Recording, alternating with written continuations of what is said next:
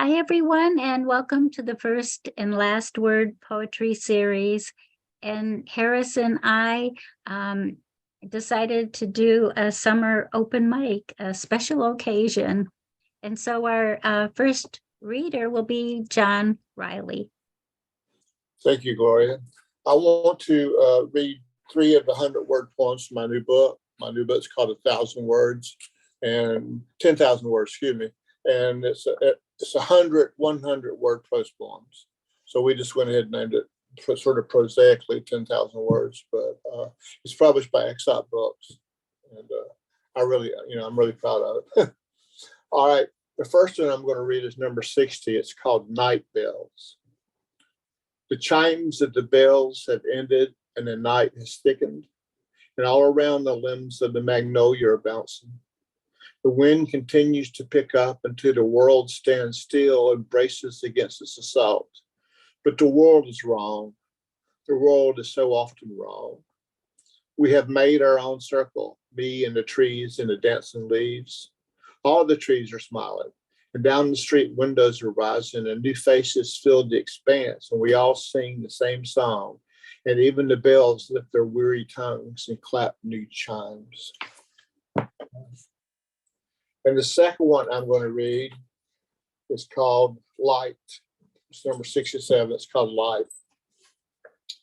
The sun is blasting my scrabbled expanse, and I cannot breathe. I traveled here with no star, no map, no direction, only the guidance of the first words and the determined straightness of my feet. The dark is behind me now. I am cast into this light that cuts through my skin. I will never be able to continue this way. My feet are cracked and my hands bleed. Now, a vigil in this exterminating light, where everything is known, everything is seen, everything can be experienced, until the light, the knowing light, pours through the final thread of darkness. The last one I'll read now anyway from the book, excuse me. It's called Quiet. It's number 86. Quiet. So much of his time is spent in the unfettered quiet, in that obsessive quiet that forces each soft sound or the echo of each voice into banishment, into the container of Eden.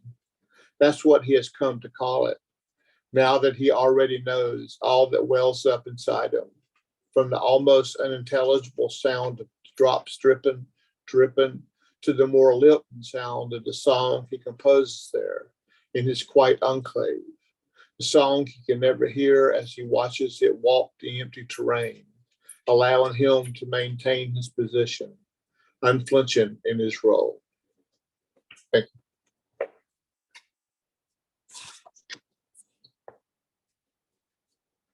John, could you hold up your book? Okay, sure. It's a great book. Over more, we can't see it. There we go. Whoops. No, over this. Yeah, there we go. I'm sorry.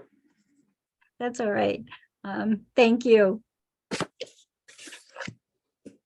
And our Stop books. I highly recommended everybody his book. So Brad, Rose, you are next. See if I can unmute myself. Okay, I'm going to read a couple of prose poems, actually 3, if the times allow. First one's called School Picnic. The ants brought their own lunch, and who can blame them? We should give them the benefit of the doubt, at least until the poison takes effect.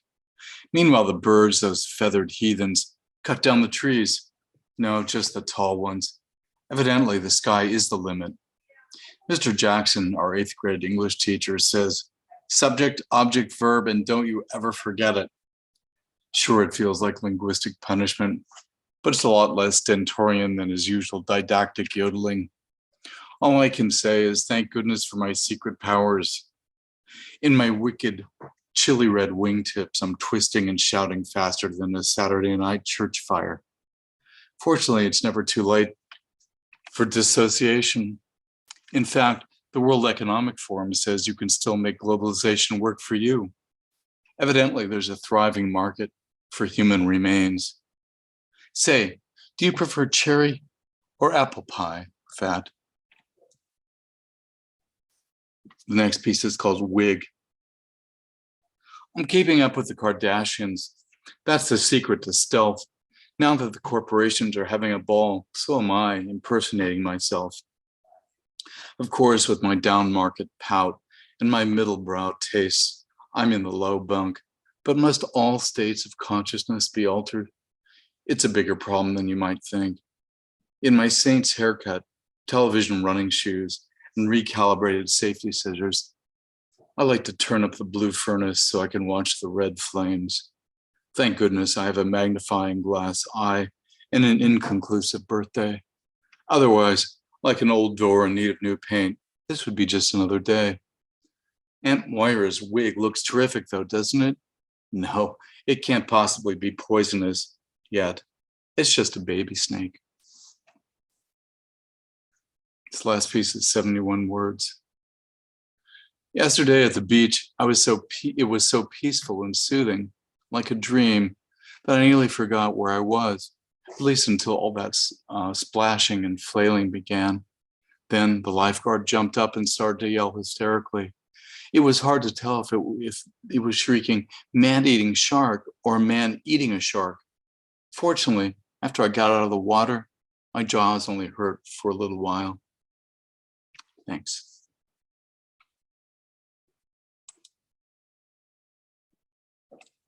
Thank you, Brad.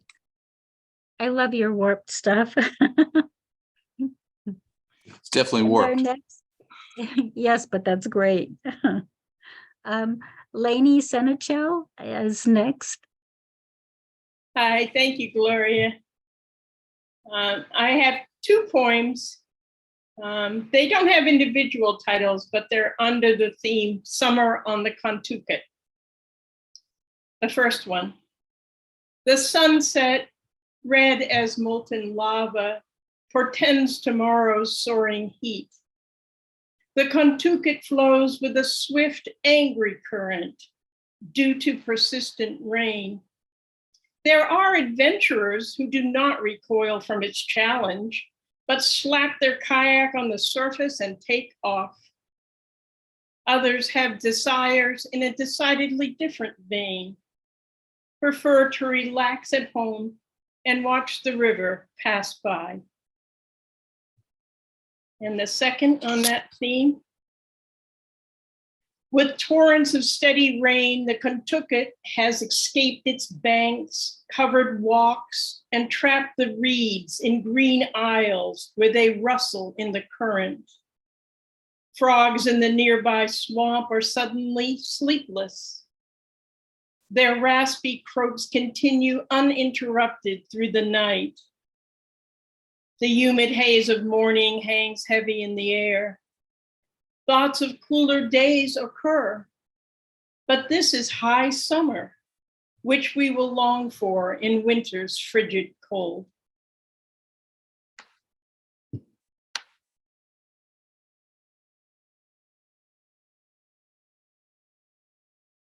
Thanks, Lainie. And our next reader is the other host, Harris Gardner.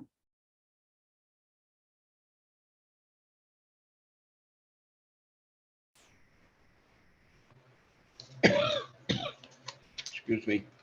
Okay, reading one poem. It's called Death, the Final Joke. And I want to say one little note in case people don't know the name. Old Ned is another name for the devil. So, Old Ned walks into a bar. The locals recoil upon recognition. The hackles rise in smoldering anger. Common thought is that Old Ned is pretty nervy to spike the jovial conviviality. Perdition! Old Ned couldn't be more mirthful. He's in one of his elements, absent from his roaring, molten inferno. He's thinking outside of the box. Who among the swarm of humanity could be shepherded with his abetment into a sepulchral fitted box? What chaff with clandestine evil could he sever from the wheat of humankind?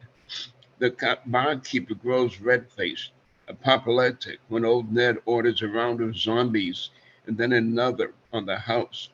However, he grimly complies, wordlessly cursing the heavy-handed visitant from Hades. In a humorous vein, some of the more courageous murmur that the outrageous gesture would serve to detach them from desolate waves. There's a plurality among those present who, despite all, aspire, when their allotted days expire, to soar upward toward their final reward. Death would furnish the final joke if certain blokes among their crew failed to repent complicit, furtive, curtain deeds. They would no doubt deem it a slap upside their head if they weren't redeemed in a state of grace once dead. Still, most of the company sit stone-faced, pondering diverse futures. Self-guilt provokes willful torment. Old Ned clicked his heels and danced as he withdrew. Old Ned's scheme a success. Dread bred in his wake. He was heard to exclaim as he sped through the night, "Let's merry be, on with the show."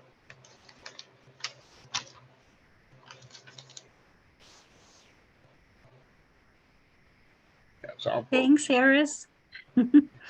And Lee, Varon, you're next. This is from a manuscript called The Attic's Mother. It's called Warbler. Sun gilded your hair as the yolk-colored warbler flitted among bees. I ignored the bruises like blue delphiniums circling your arm. Mandelstam wrote that he was wearied to death of life. Is this how it was at the end? The intensity of your misfortunes spread across the violet sky. The earth buzzes, he wrote, with metaphor. From the gulag, he begged his wife for a package of warm clothes. You wanted to plant a garden, a new beginning, you said. I sent you seeds. Neither package arrived. And this is a totally different theme. It's called Ward of the World. We waited in the ward of the world. The goddess of thimbles came with her charm, her small blue threads. Many stopped talking long ago, their seams closed in drafty silence. We believed we'd escape one day, hid our love in a crevice of time, rehearsing paradise. Then you lay frozen at the bottom of the river. I knew I'd never love again. You lie in the hem of my soul, incomprehensible as God, but substantial and true like the wind. All of my dresses hang like blood. I trace the green rickrack following your touch. The perfidious darkness we would escape together. We'd leave no pebbles or scraps. We were never coming back. Thank you.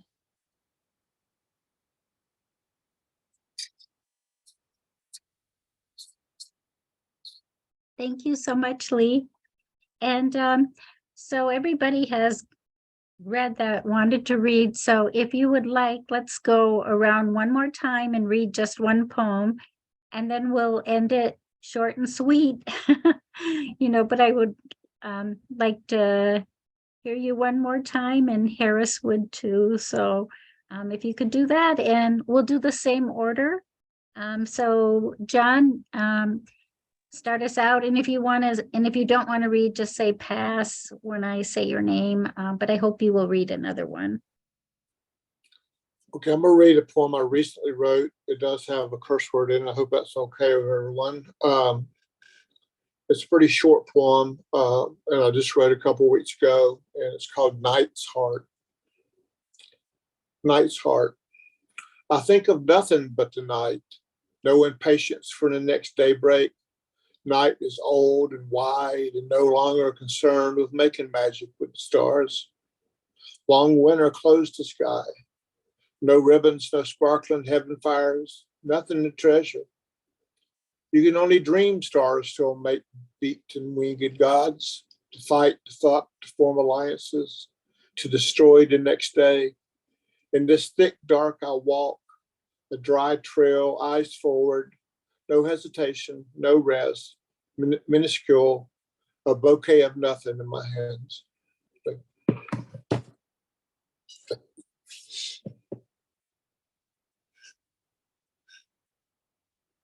Thank you, John. Thank you, And Gloria. next, Brad, you're next. Okay, let me see. This is short. It's called Who Does What to Whom, another prose poem. Not sure it was the whole truth and nothing but the truth, but after answering the rhetorical questions, I started talking to myself. There are 7,400 languages in the world today. I'm pretty certain these were passed by a secret ballot, but in every election, someone has to lose. Yesterday, while I was out back experiencing the mosquitoes, I discovered they're a lot friendlier than people say. Wicked things can be quite beautiful. For example, I'm being watched by my TV, but then who isn't? Thanks.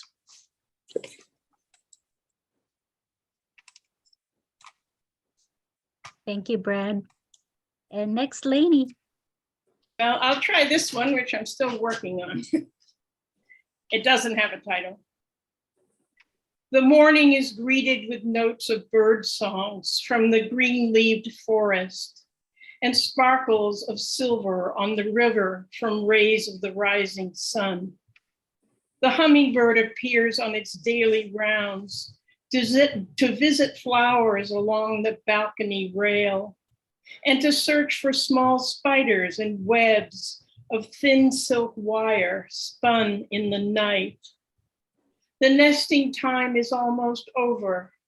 As the summer moves forward, the juveniles will fledge and soon be gone.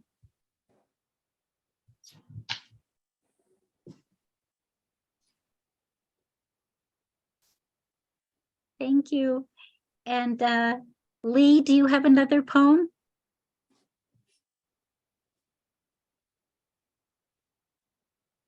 She might have stepped out. No, so I'm here. Sorry. Oh, I'm sorry. I had to go get one, so I just wanted, I'll read one from my chapbook called the Letters to a Pedophile. This is called There Was a Bridge. There was a bridge you crossed over with your bundles and shadows. I watched you leaning into the wind. Come back, I called.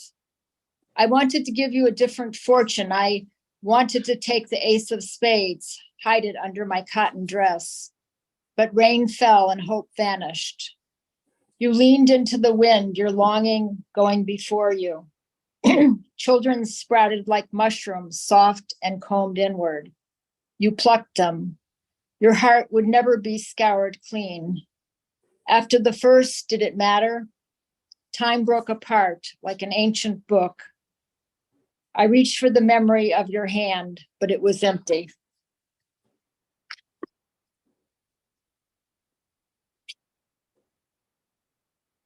Thanks, Lee. Could you hold up that book? Sure. It's a great book, everyone, if you don't have it. And that. And thank you. Thank you. Thanks. And Harris, would you like to close us out and say a few words? You want me to read a final poem?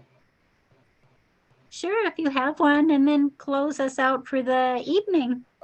Okay. Okay. Hold on 1 second. It's getting a little dark for some reason.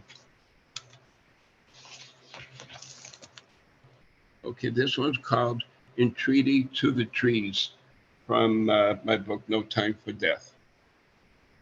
Is it? There we go. Can you see it? Yeah. All right. Here we go. Okay. 1, exhale that we may breathe. 2, spread your branches to shade and to shield. 3, yield your limbs that we may sit or slumber. 4, make a home for other creatures. 5, blaze without fire in altered seasons. 6, enlighten us in leaves dulcet discourse. 7, be watchful and pray away the wooden axe handle. 8, be a sentinel over the living and dead. 9, nourish with your full-blown fruit. 10, bind the earth before it bursts. So anyway, I want to thank everybody who came tonight, everybody who read. It was wonderful poetry. Thank you all. And please join us in August. Thank you also to my co-host, Gloria Mindock. And the readers were all wonderful. I can't say enough about all of you. And we had a lot of quality poetry tonight. So thank you very much.